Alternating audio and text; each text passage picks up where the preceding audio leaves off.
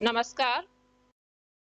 आज हम राणा प्रताप और अकबर के मध्य हुए हल्दी घाटी के युद्ध के बारे में पढ़ेंगे। इससे पूर्व के एक व्याख्यान में हम राणा प्रताप और अकबर के मध्य उत्पन्न हुए संघर्ष के कारणों पर एक व्याख्यान कर चुके हैं, जिसमें हमने देखा कि चित्तौड़ और मेवाड़ के पूर्वी इलाकों पर अकबर महाराणा उदय सिंह के समय में अधिकार कर चुका था। 1572 ईस्वी में प्रताप के राज्यारोहण के पश्चात अकबर ने उसे अपने अधीनस्थ करने के लिए 1573 से 1576 ईस्वी के मध्य 4 प्रतिनिधि मंडल भेजे। प्रताप किसी सूरत में अकबर की अधीनता स्वीकार करने के लिए तैयार नहीं हुआ, क्योंकि अकबर की साम्राज्यवादी नीति के अंतर्गत मेवाड़ का अनेक कारणों से मुगल साम्राज्य में सम्मिलित होना अकबर के नजरिए से आवश्यक था। इसलिए सद्भावनापूर्ण प्रयासों के पश्चात अकबर ने सैन्य अभियान करने का निर्णय किया और तदुपरांत हल्दी घाटी का युद्ध हुआ। हल्दी घाटी आजकल राजस्थान के राजसमंद जिले में उदयपुर की सीमा पर स्थित है। डॉट से आप हल्दी घाटी की स्थिति देख सकते हैं, जहां पर राणा प्रताप और अकबर के मध्य युद्ध हुआ था।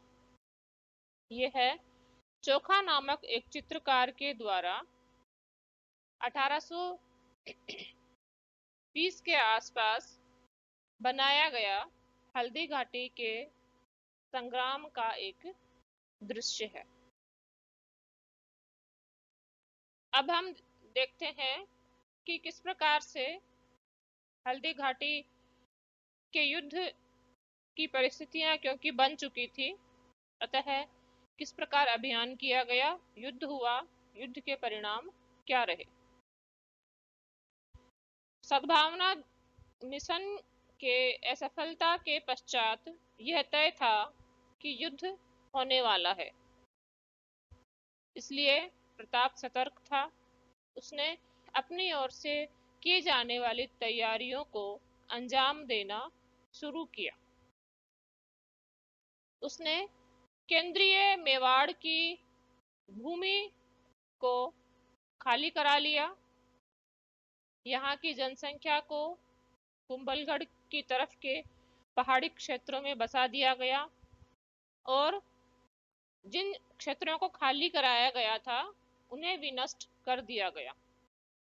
ऐसा इसलिए किया गया कि जब मुगल अभियान हो तब मुगल सेना को संसाधनों की प्राप्ति ना हो सके।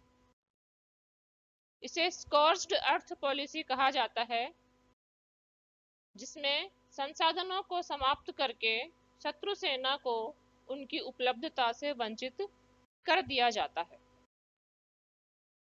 उसने अपने अपने अपने राज्य में समर्थन जुटाने के लिए जितने प्रयास किए जा सकते थे किए।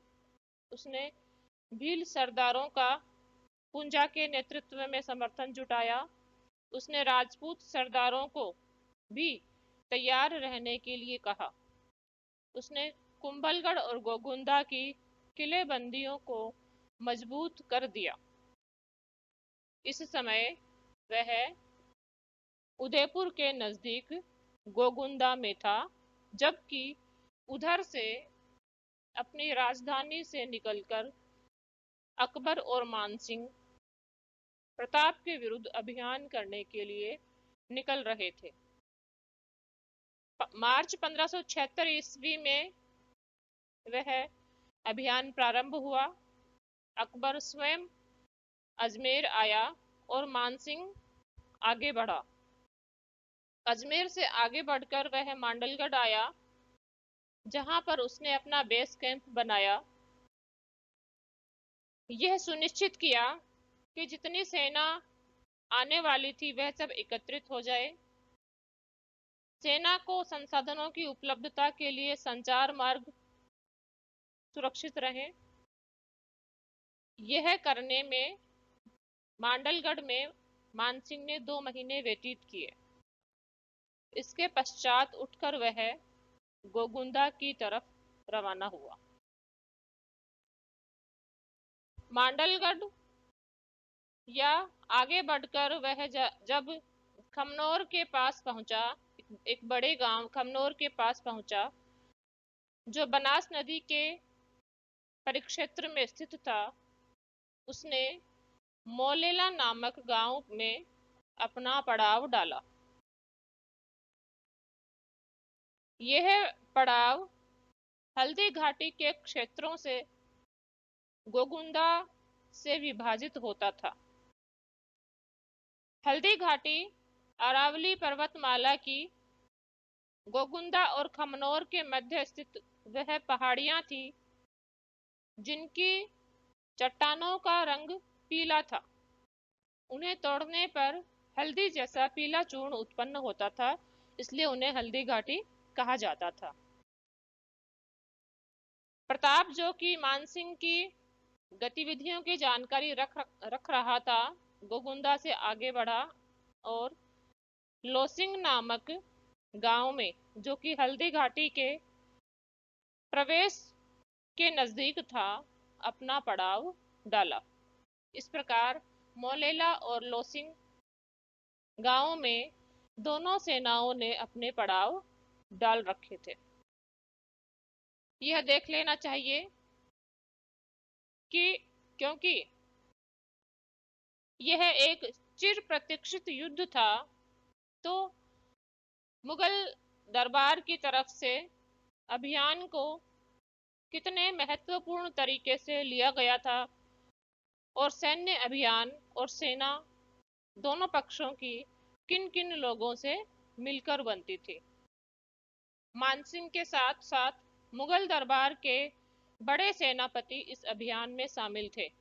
मीर बख्शी आसफ खान और दूसरे सेनापति गाजी खान, शहबाज खान, मुजाहिद खान, सैयद हासिम बरहा, मेहतर खान आदि मुगल सेनापति मानसिंह के सानिध्य में थे। जगन्नाथ कछवाहा, माधो सिंह कछवाहा, राव लूणकरण, ये कछवाहा सरदार भी मानसिंह के साथ थे। प्रताप की तरफ प्रताप ने भी भरसक समर्थन जुटाने की कोशिश की थी। भीम सिंह डोडिया, रामदास राठौड़, यह रामदास राठौड़ जयमल का पुत्र था, जो कि चित्तौड़ के किले में अकबर की बंदूक से मारा गया था। भीम सिंह डोडिया, रामदास राठौड़, झाला बीदा, राणा पूंजा भील सरदार था। भामाशाह एक सेनापति था और हाकिम खान सूर मुस्लिम सेनापति था। इन मुख्य सरदारों से प्रताप की सेना का निर्माण होता था। अब दोनों पक्षों के पास कितनी कितनी सेना थी, इसके बारे में अनेक मत मिलते हैं। कुछ मत कहते हैं कि मानसिंह के पास 80,000 और प्रताप के पास 20,000 की सेना थी। दूसरे मत कहते हैं कि मानसिंह के पास 40,000 और राजपूत खेमे में 8-10,000 की सेना थी। मुगल कवि और लेखक बंदायूनी, जो इस अभियान में उपस्थित था, ने 10,000 की सेना मानसिंह की और 3,000 घुड़सवारों की सेना प्रताप की बताई है। यह मानसिंह की 10,000 की सेना में से 4,000 उसके अपने राजपूत सैनिक थे, 1,000 दूसरे सैनिक थे, शेष 5,000 मुगल सैनिक थे। राणा प्रताप के पास 3,000 घुड़सवार थे। पैदल सैनिकों की संख्या नहीं बताई गई है। प्रताप के साथ 400 भील धनुर्धर थे। दोनों ही खेमों में हाथियों की टुकड़ी भी थी। खास बात यह थी कि अकबर के सेना में हल्की तोपें थी, जो कि प्रताप के सेना में नहीं थी। प्रताप के साथ खास बात यह थी कि कुछ चारण, कुछ पुरोहित, ज्योतिषी वगैरह और कुछ नागरिकों ने प्रताप की तरफ से युद्ध में भाग लिया था। इस प्रकार हम देखते हैं कि अकबर ने बड़ी गंभीरता से इस अभियान को लिया था और प्रताप की सेना मुगल सेना के अनुपात में 1/4 ही थी और उसके पास तोपें भी नहीं थी, जो मुगल सेना का एक लाभदायक पक्ष था। इस प्रकार के अपनी सेनाओं के साथ मोलेला और लोसिंग गांव में यह पड़ाव डाले हुए थे। 18 जून अथवा 21 जून को प्रताप ने आक्रमण किया। यह दिन भर का युद्ध था, जिसे हल्दी घाटी का युद्ध कहा जाता है। दोनों ही मोर्चों की सेनाएं 5-5 भागों में विभाजित थी। अग्रभाग, पश्चभाग, दाहिना पार्श्व, बायां पार्श्व और केंद्र। मान सिंह ने अपनी एक रिजर्व टुकड़ी भी रखी थी। मानसिंह अपने हाथी पर सवार होकर, प्रताप अपने घोड़े पर सवार होकर अपनी अपनी सेनाओं के केंद्रीय भागों का नेतृत्व कर रहे थे। प्रताप की सेना के केंद्रीय भाग के अग्रभाग का नेतृत्व हाकिम खान सूर कर रहा था। मानसिंह की सेना के अग्रभाग का नेतृत्व आसफ खान कर रहा था। प्रताप के पास क्योंकि मुगलों के अनुपात में सेना कम थी, अतः एक धावे में मुगल सेना को कमजोर करके युद्ध को जीत लेने के नजरिए से उसने संपूर्ण सेना को झोंक दिया और यह धावा उसके लिए लाभदायक भी सिद्ध हुआ। मुगल सेना का अग्रभाग, उसके दाएं और बाएं पार्श्व इस राजपूत आक्रमण को झेल नहीं सके और बहुत पीछे हट गए। मुगल सेना डामाडोल हो गई थी। मुगल खेमे में केवल एक सरदार ने अपने पैर जमाए रखे, वह थे बारहा के सैयद।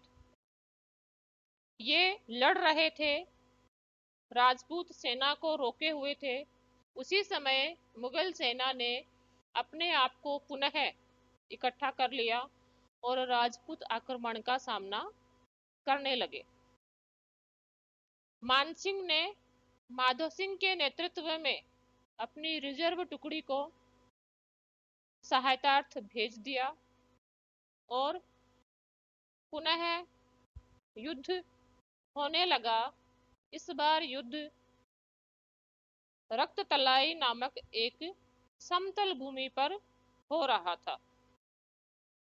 इसी समय मेहतर खान नामक मुगल सेनापति ने यह अफवाह फैला दी कि बादशाह अकबर स्वयं युद्ध भूमि में पधार गए हैं।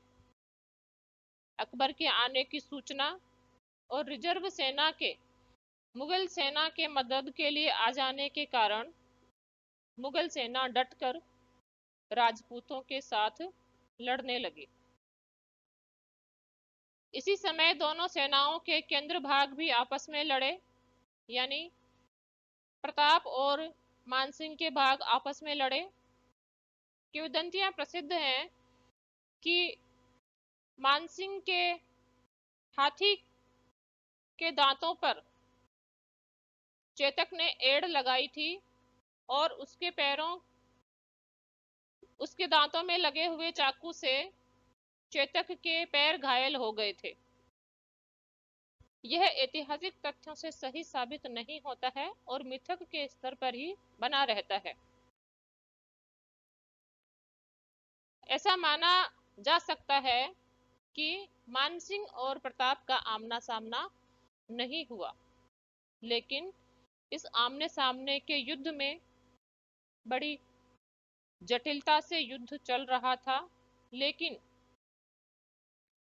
अगर बहुत लंबा युद्ध चलता तो राजपूत कमजोर हो जाने वाले थे, क्योंकि उन्होंने पूरा अपने आप को झोंक दिया था। उनके पास शक्ति जुटाने के लिए कोई रिजर्व टुकड़ी नहीं थी। युद्ध को कुछ दिशा देने के लिए, कुछ अपनी शक्ति को पुनः प्राप्त करने के लिए राणा प्रताप ने अपने हाथियों को युद्ध में झोंक दिया और दोनों पक्षों के हाथियों का युद्ध हुआ। लेकिन यह भी राणा प्रताप के पक्ष में नहीं रहा। मुगल सेना तीनों ओर से राजपूत सेना को दबाए जा रही थी। इसी समय मध्य भाग में लड़ते लड़ते राणा प्रताप को तीर और भाला लग जाने के कारण वह घायल हो गए और उनका युद्ध भूमि से बाहर निकालना आवश्यक हो गया। झाला बीदा ने उनका छत्र ले लिया और स्वयं को राणा प्रताप की भूमिका में लेकर युद्ध का संचालन करता रहा। राणा प्रताप को बाहर निकाला गया। वह युद्ध भूमि से पलायन कर गए। रास्ते में उनके घोड़े चेतक की मृत्यु हो गई, लेकिन वह सुरक्षित कोलियारी गांव तक पहुंच गए थे। झाला बीदा लड़ते हुए मारे गए। उनके साथ 350 दूसरे सैनिक भी मारे गए, लेकिन इनके बलिदान ने यह तय कर दिया था कि राणा प्रताप और आधी राजपूत सेना सुरक्षित युद्ध के मैदान से निकल जाए। मुगल सेना ने जिस बहादुरी का सामना राजपूतों की तरफ से किया था, उसे देखते हुए और आम लोगों की तरफ से प्रतिरोध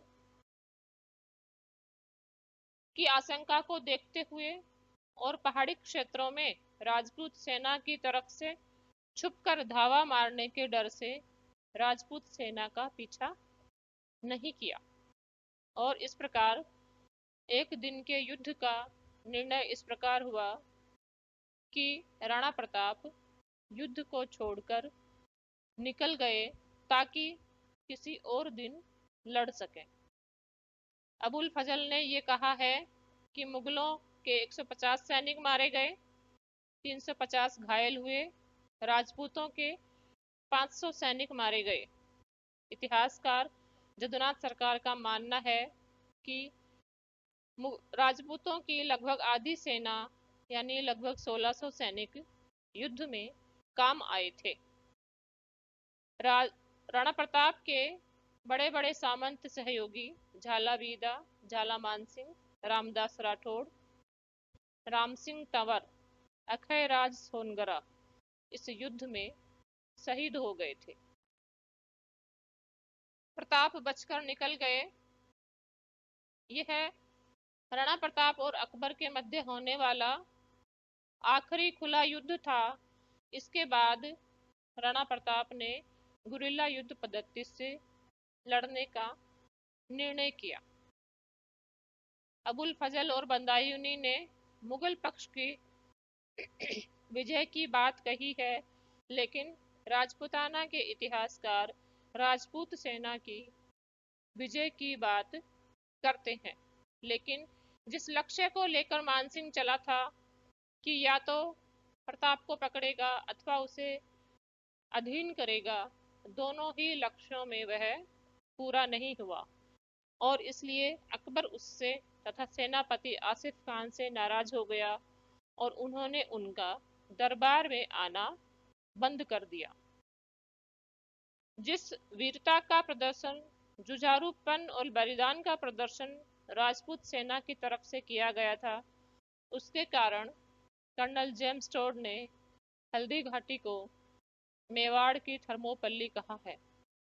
अबुल फजल ने इसे कमनौर का और बदायूंनी ने गोगुंदा का युद्ध कहा। इस प्रकार से भौतिक विजय किसी पक्ष को अंतिम रूप से नहीं मिली। यह एक तरह से संघर्ष का प्रारंभ था जो आगे तक चलने वाला था। नैतिक विजय भी मानसिंह और उसके पक्ष को नहीं मिली। प्रताप को हालांकि युद्ध क्षेत्र छोड़ना पड़ा, लेकिन यह आगे किए जा सकने वाले संघर्ष के लिए आवश्यक था। अब यह देखना चाहिए कि प्रताप की पराजय क्यों हुई, उसे युद्ध क्षेत्र छोड़कर क्यों भागना पड़ा। आप देखते हैं कि हम अनेक ऐसे युद्धों का विवरण करते हैं जो भारत के इतिहास में युग परिवर्तनकारी सिद्ध हुए हैं, जिसमें एक तरफ राजपूत शासक थे, दूसरी तरफ मुस्लिम शासक थे। जैसे कि तराइन के युद्ध के बाद भारत में दिल्ली सल्तनत की स्थापना हुई, जैसे कि खानवा के युद्ध के बाद भारत में मुगल साम्राज्य की स्थापना तय हो गई। यहाँ पर भी हिंदू और मुस्लिम पक्षों में अगर शासकों के नजरिए से बात की जाए तो लड़ाई हो रही थी, लेकिन वास्तव में लड़ने वाले दो राजपूत राजा थे। विडंबना यह थी कि एक राजपूत शासक अपने मुस्लिम अधिपति की तरफ से दूसरे राजपूत शासक को अपने अधिपति के अधीन लाने के लिए लड़ रहा था। इस युद्ध पद्धति या युद्ध में क्योंकि राजपूत पक्ष ही दोनों तरफ थे, एक तरफ पूरी तरह राजपूत, दूसरी तरफ राजपूत और मुगल मिले जुले थे, तो युद्ध पद्धति की भिन्नता की अधिक बात यहाँ पर नहीं आनी चाहिए। लेकिन जहाँ दूसरी तरफ खुले युद्धों में युद्ध करना तुर्कों अथवा मुगलों के लिए लाभदायक माना गया था, क्योंकि वह खुले युद्धों में लड़ने के ही आदी थे, उसी में शक्तिशाली थे। यहाँ पर इस युद्ध को हल्दी घाटी का युद्ध तो कहा जाता है, लेकिन वास्तविक युद्ध जहाँ पर राजपूत सेना प्रताप सेना की हार हुई, वह रक्त तलाई नामक एक मैदान में लड़ा गया था। कहने का तात्पर्य यह है कि यहाँ पर खुले मैदान में लड़ने की प्रताप की रणनीति कारगर सिद्ध नहीं हुई। प्रताप की पराजय के कारणों में एक यह भी गिनाया जाता है कि खुले युद्ध में लड़ने की बजाय उसे गुरिल्ला पद्धति से ही लड़ना चाहिए था, जिसके लिए कि मेवाड़ की भूमि अनुकूल भी थी। उसने खुला युद्ध करके अपनी हार को स्वयं आमंत्रित किया था। लेकिन सच बात तो यह है कि मुगल सेना के मुकाबले उसकी शक्ति केवल 1/4 थी। शक्ति कम होने के बावजूद प्रताप ने लड़ने का साहस तो दिखाया, लेकिन एक सेनापति के लायक योजना और धैर्य का प्रदर्शन उसने नहीं किया। उसने अपनी संपूर्ण सेना को एक साथ झोंक दिया और खुद युद्ध में संलग्न होकर घायल हो गया, जिसके फलस्वरूप उसे पलायन करना पड़ा। उसकी माली हालत मुगल साम्राज्य के संसाधनों को देखते हुए नगण्य थी। अकबर के युद्ध के मैदान में आने की अफवाह ने कहा जाता है कि युद्ध का पलड़ा प्रताप के पक्ष से मुगलों के पक्ष में कर दिया था। प्रताप ने हाथियों को भी रण क्षेत्र में लगाया, लेकिन वह उसे कोई लाभ प्रदान नहीं करा सके। अंततः उसका घोड़ा चेतक घायल हो गया और वह प्रताप के लिए चेतक और स्वयं दोनों के घायल हो जाने के कारण लड़ना संभव नहीं रहा। इस प्रकार एक दिन का हल्दी घाटी का युद्ध हुआ, जिसमें अब तक हम ये मानते रहे थे कि मुगल हालांकि अपने वास्तविक लक्ष्य को प्राप्त नहीं कर सके, लेकिन उस दिन के युद्ध में मुगलों की विजय हुई थी। लेकिन अभी हाल में होने वाले शोध इस दावे को उल्टा करते हैं। वह प्रताप की विजय की बात करते हैं। जो भी हो, जीत अथवा पराजय से प्रताप का साहस और उसका मनोबल कमतर नहीं होता है। प्रताप की महानता के लिए यह पर्याप्त है कि वह मुगल सम्राट अकबर जैसे शक्तिशाली सम्राट के विरुद्ध, जिसके साथ उसके स्वबंधु भी शामिल हो गए थे, अपने राज्य की सुरक्षा के लिए लड़ रहा था। धन्यवाद।